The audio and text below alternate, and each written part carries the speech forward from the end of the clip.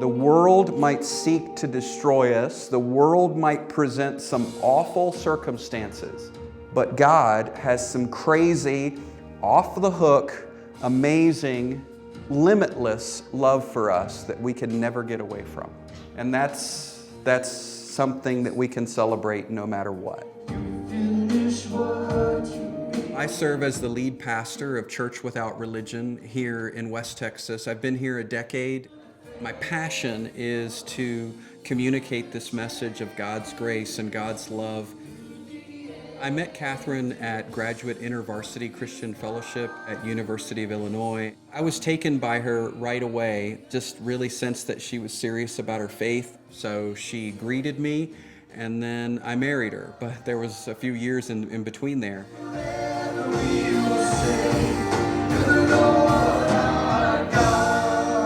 Andrew's really smart. Anybody who has a PhD in applied linguistics, anybody who was an endowed chair at the University of Notre Dame at the age of 27 has to be pretty smart. This is Andrew Farley sitting in this week to take your questions.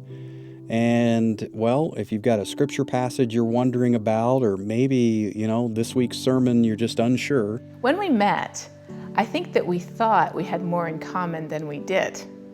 Coming from Canada, I had never met anybody who didn't think climate change was real. My perspective was, well, the grass is green, the sky is blue, climate is changing due to human activities. Andrew had never met somebody who shared his faith who did think that climate change was real. He grew up in a community that didn't think that climate was changing, and if it was, it certainly wasn't because of humans. Need three big spoons. Okay. When I met Katharine, she was an atmospheric scientist studying climate change and doing models of the Earth's atmosphere and making predictions. I had really assumed that there was no validity to any of that. So I started asking her questions. I asked her tough questions. I asked her, isn't this a natural trend? Isn't this just a cycle? What about volcanoes? What about cow flatulence? And I launched at her this pile of information that I thought was right. And then she was able to really come back with some solid scientific answers that made a lot of sense to me.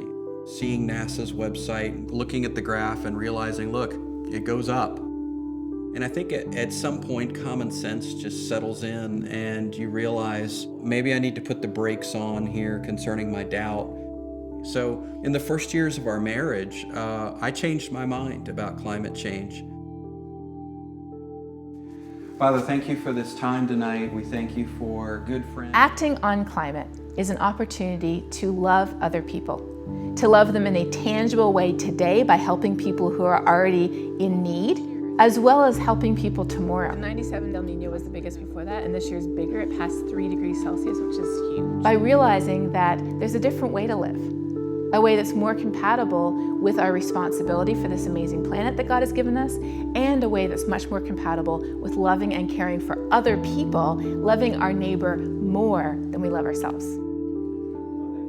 Our godly wisdom would tell us that humans make choices. It's a fallen world. And climate change is evidence of one of those choices we've made. And there's something we can do about it. And I think as Christians, we're called to care and to act. I look to Katharine and I say, she's not trying to be a politician. A thermometer is not red or blue. She simply has one message, that she's a climate scientist, that climate change is real, and that as a Christian, we should really care about that.